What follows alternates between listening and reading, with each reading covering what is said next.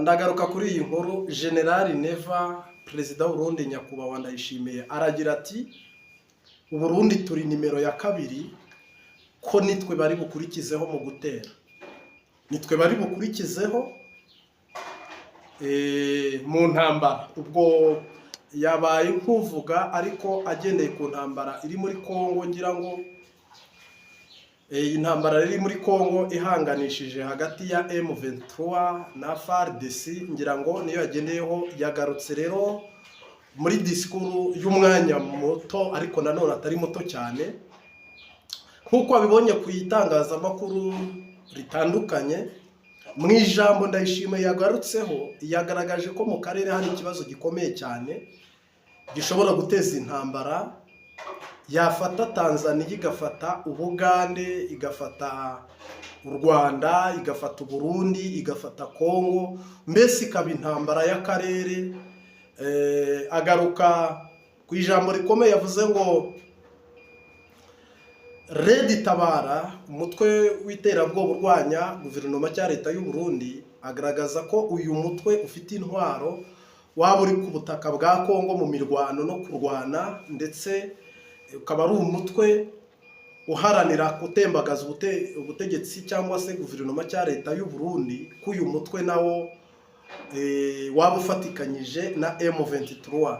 Mu by'ukuri rero tuguhaye ikaze. Iyi ni Imbabazi TV gatatu. Turagaruka muri iyi disikuru. Ese koko mu mivugire no mu mikorere ya Neva ibi bintu koko intambara y'akarere irashoboka? Turebe mu gisate cyo gusenga, mu gisate cya politike, mu gisate mu buzima busanzwe rusange. Ese ibi bintu perezida w'u Burundi yatangaje ubundi mu by'ukuri koko birashoboka? Byaba ari byo? Ngira ngo rero njye nk'umusesenguzi cyangwa se wateguye iki kigali cyangwa iyi nkuru, nk'uko twabibonye ku mbuga nkoranyambaga, yabivuganye uburakari bwinshi ariko mu nyungu zimwe na zimwe, kandi nawe areba aravuga ati niba nta gikozwe.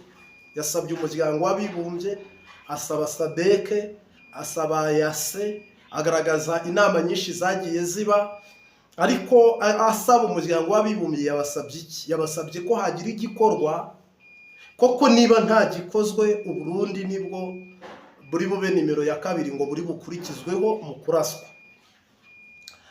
Aravuga ngo niba rero imiryango mpuzamahanga nta gikozwe, ndetse u Burundi ubwabwo bwo buriteguye, ntabwo bwakemera ko bwakorwa cyangwa se bwagirirwa ibintu bitari byiza nk'uko Kongo bavuga ko yagiriwe nyine bitari byiza. Ariko kimwe cyo nahamya cyangwa se navuga nanone, muri iyi miryango mpuzamahanga ari gusaba ishinzwe umutekano ku isi no mu turere, kuko SADC ishinzwe umutekano muri biriya bihugu nyine, ndetse harimo n'ibyavuyemo byabipakuruye, nayishinzwe umutekano muri ibi bihugu. Mbese ibi bihugu byose bigiye bifite aho bibarizwa, aho bikorera, amasezerano bifitanye mu gutabarana mu bya gisirikare, mu by'imitungo bisanzwe, mu by'ubutunzi, mu mihahiranire, mu migenderanire. Ariko hagaragara ko hari gututumba intambara hagati y'ibyo bihugu. Ndayishimiye asa naho akigarutse aravuga ati nitegereje ndi kureba, haragaragara ko haba hari intambara iri gututumba hagati y'ibi bihugu niba nta gikozwe mu karere kose. Ndetse agaruka nanone abwira Abarundi ati twebwe Barundi turiteguye, duhagaze twiteguye. Maneko zaratuburiye cyangwa zaratubwiye, baratwongoreye cyangwa se dufite amakuru ko nyuma ya Kongo igihugu kiri bukurikizweho ni igihugu cy'i Burundi. Ntabwo mbizi neza ko ayo makuru ariyo, sinayahamya 100% ko u Burundi bwaba bwenda kujya mu ntambara. Ntabwo nzi, ntabwo yigeze agaragara ngo yerura avuga ati Burundi buzajya mu ntambara n'iki gihugu, cyangwa iki gihugu kizatera Burundi, cyangwa uyu mutwe uzadutera. Yabaye nyine nkuvugira mu migani. Ngira ngo abanyafurika benshi nyine bavugira mu migani, ariko rero na Yezu Kristo avugiye mu migani. Ariko urumva we niba avuze ngo twiteguye, turi kureba, turimo turihweza, tugenekereje ngo kandi twebwe duhagaze twiteguye ko hari intambara isaha ku isaha ishobora gutera igihugu cyacu cy'u Burundi nyuma ya Kongo. Ariko aravuga ati nihagira igikorwa mukarwanya umutwe w'iterabwoba wa M23 mukawutsisura cyangwa mukawurimbura, ubwo Burundi buratekanye. Ariko niba M23 ifashe Nord Kivu na Sud Kivu mu burasirazuba bwa Repubulika Iharanira Demokarasi ya Kongo, kuri bariya bavuga ikinyarwanda cyangwa ururimi rw'ikinyarwanda baharanira gakondo yabo, ngira ngo ikintu cyitwa ubutaka s'il vous plaît ni ijambo ndakorwaho. Ikintu cyitwa ubutaka nubwo waba ubufite hari amabuye gusa ayasanzwe, nubwo haba hatera ubutaka, umuntu uburana ubutaka mpamya ko ari zo manzi ibihugu byose bigira, ni ibintu byitwa amatongo, ni ibintu byitwa amasambu cyangwa se ubutaka. Nta gihugu na kimwe kitagira imanza zijyanye n'iby'ubutaka, kandi niba ari ikintu gishobora guteza intambara ndende cyangwa nini cyangwa intambara ikomeye, ni uko iyo ntambara yaba ishingiye ku kintu cyitwa ubutaka. Ubutaka, umuntu yagiye mu kintu cyitwa ubutaka, umuntu akaba ahagaze aburana isambu, aburana ubutaka, uko byagenda kose kugira ngo uru rugamba uzarutsinde, uburana isambu atanga ibyo byose. Na M23 rero mpamya ko mu kuburana ubutaka, mu kurwanirira gakondo, bahagurukanye byose, batanga byose, basiga byose. Donc bafite power, bafite imbaraga, bafite ubushobozi bwo kurwana, ntacyo bababarira, ntacyo batangira, nta n'ikintu bikanga.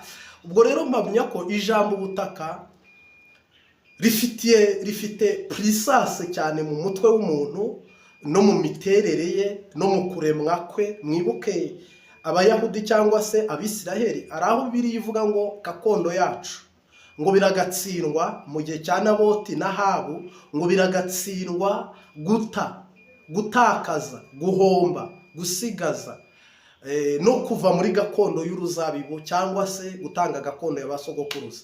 Ngira ngo rero ikintu cyitwa ivu, ubutaka, abantu barabumaranira, ni nabyo M23 iri kurwanirira hariya na Kongo, koko ntiyago bari kubyumva kimwe, ntibashobora no kubihuza.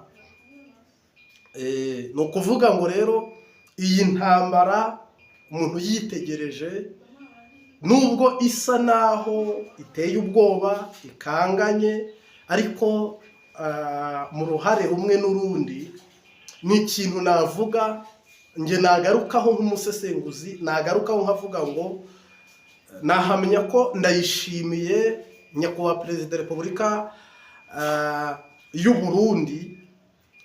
Mpamya ko iri jambo atangarije mu nama ni ijambo biteguye kandi bamaze igihe nanone babicamo imigani, ariko si igihe nanone cyo guhahamura bene igihugu cyangwa abaturage ngo bagire ngo turenda kujya mu ntambara. Kereka ari Imana yayivuze, burya Imana niyo igira ijambo ririnda kuka, Imana niyo igira ijambo ridahinduka. Ariko dushingiye ko mu burasirazuba bwa Kongo hari umutekano muke, ntabwo ari cyo nanone cyaduha uburenganzira bwo kuvuga ngo ubwo no mu Burundi ngo hagiye kuba umutekano muke. Ariko nanone twibaze nanone sike niba M23 iri mu ntambara, bamwe bakavuga ko ifashwa n'u Rwanda, cyane ko buri y'u Rwanda narufata nk'umuzimyamuriro kuko basangiye ururimi kandi ni abaturanyi kandi bahana imbibi. Ariko cyane mpamya ko nta ntara n'imwe yigeze yimukira muri Kongo cyangwa ngo habe itangazo ry'uko bakimurira abaturage muri Kongo, ahubwo mpamya ko abaturage ba Kongo bamwe ibihumbi birenze 100 biri mu nkambi yo ku Kigeme, ibindi bihumbi bigeze muri 30 niba nibeshye biri mu nkambi nanone hano icyahoze ari prefecture ya Kibuye, ubwo ni akarere ka Karongi uyu munsi. Mpamya ko abo ngabo nabava muri ibyo bice. Kiriya gice rero mpamya ko ubwo abakoroni binjiraga basatuye imipaka, ariko kiriya gice kijyana n'abavuga ikinyarwanda, basa n'abacyometse kuri Kongo, ariko n'ubundi mpamya ko nta bakongomane bahatuye nyirizina bandi. Numva ijambo sake ni ikinyarwanda, ni sake ni ikinyarwanda. Wumvise ijambo ngo Masisi ni ikinyarwanda, kuko no mu Rwanda hari andi makaritsiye yagiye yitwa ayo mazina.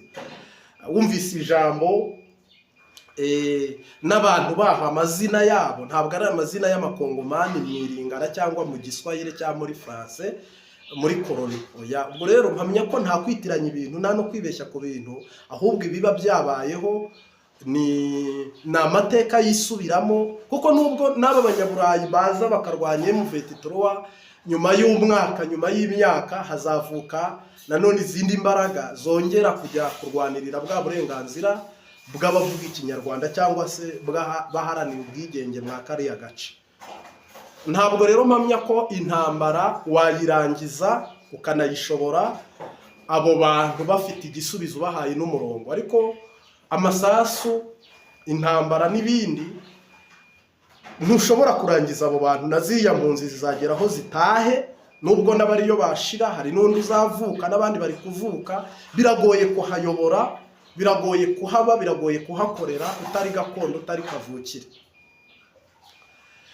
Rero reka mbwire umuntu wese ko ntabwo iki gihe nasaba abakristo b'i Burundi gusenga, twasaba abakristo bo mu Rwanda gusenga. Ni Satani wahagurukiye akarere, ni Satani washwanyaguje ubumwe bw'ibihugu, ni Satani washwanyaguje imipaka, ni Sekibi uri kuvuruga, uri gukoroga, ni dayimoni yo yahagurukiye East Africa, kuko abakoroni bo baragiye, ariko ibintu byabo basize dayimoni iracyabikoresha nk'amoko, shitani iracyayakoresha. Amafaranga ni abakoroni n'ubundi bayazanye, shitani iracyayakoresha. Izi mbibi n'imipaka ni abakoroni babishyizeho, shitani iracyabikoresha. Ni ukuvuga rero niba ari imbunda abadayimoni bari kurasisha, ntabwo ari igihe cy'uko abakristo nabo bamera umutima wo guhunga, bamera umutima wo kujyana n'umujyo w'abanyepolitike. Hano biracitse, hano impuha, hano imiyaga, hano ibisekuru bitandukanye, hubuhubu, jagijagi. Donc kaba ari akamaramazi. Ahubwo twabwira umuntu wese udukurikiye cyangwa utwumva ko ni igihe cyo kwiyiriza ubusa, koko abadayimoni burabona misiyo zabo cyangwa imigambi yabo cyangwa imipango yabo nibyo bibereyemo, kandi biri kugaragara ko nta gusubira inyuma, nta kudohora, nta no gukatura, nta no kubireka. Ahubwo bo bahagurukanye n'iyonka kurwanya EAC, kurwanya Sadeke. Reba Burkina Faso yavuyemo, Mali ivamo, Niger ivamo.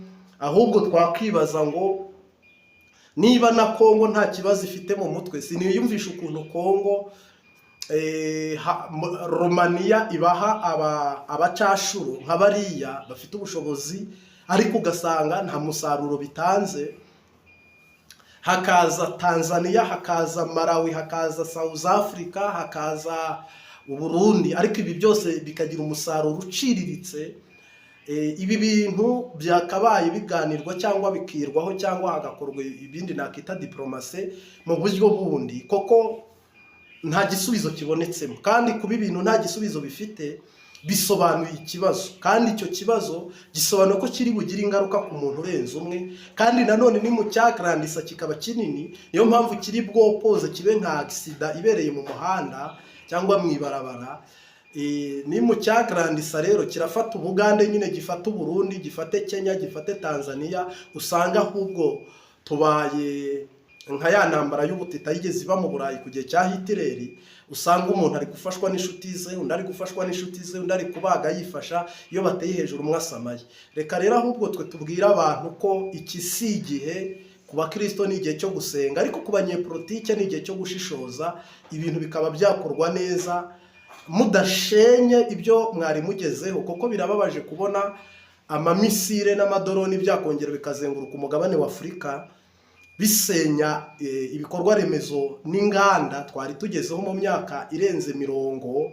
U Rwanda aho rugezeho, Burundi aho bugeze, Tanzania aho igeze, Uganda aho bugeze. Mpamya ko mwese mugeze ku rwego rwiza, Kongo aho igeze, Kenya aho igeze, mugeze ku rwego rwiza, mumaze kubaka imiturirwa igeze kuri uru rwego. Ariko Bibiliya iravuga ngo icyiza umubi ntazakimenya, kandi umunyamakenga ngo yumvishe ikiba ari ikinga. Niba rero umwe muri guhamagara abazungu muri izi ntambara zabananiye, nabo baraza iyi migi yose bayogoshe, bayimenemo amasasu, bayikubitemo amabombe, muzongera mu byubake. Cyane ko nabo baranahombye. Murebe ibyabaye muri Gaza, biri kuba muri Ukraine ku ntambara y'Uburusiya na Ukraine. Donc mwe muraba muhaye icyuho n'inzira Satani. Ngira ngo rero ni igihe cyiza cyuko hakabayeho gutekereza no kureba kure, ntihabeho kwihutira guhamagaza cyangwa gutabaza cyangwa kwiyambaza imbaraga zisenya. Intambara irasenya ntiyubaka, umuhanga umwe niko yavuze, kandi koko intambara irasenya ntiyubaka.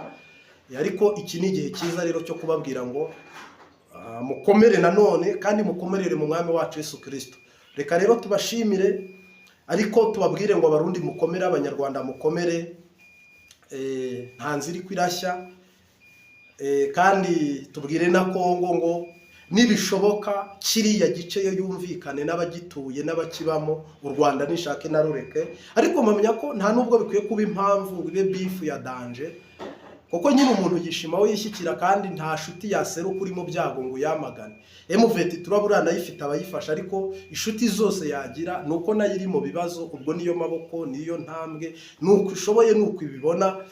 Ariko nanone ntabwo twavuga ngo ni mubice baveho cyangwa se ni mubarimbure, oya. Ahubwo hakwiye kubaho ko mureba kiriya gice kigahabwa cyo nakita sovereignty mu bundi buryo, cyangwa se ubwigenge mu bundi buryo, kikarindwa cyangwa kikubakirwa cyangwa kigahabwa umwanya muri Loni. Koko na Palestine si igihugu, ariko ibaho, mufite uko muyitunze. N'ibindi birwa naka, hari n'ibindi birwa ugenda ubona bibaho, ari na Taiwan si igihugu, ariko ifite uko ibayeho, kandi ibyo byose birashoboka. Mpamya ko ngo hari abagabo ntihapfa abandi. Mwiyaranje rero, reka mbabwire ngo cawu mugire ukwezi kwa kabiri kwiza k'umugisha. Mpamya ko yari itariki ya mbere.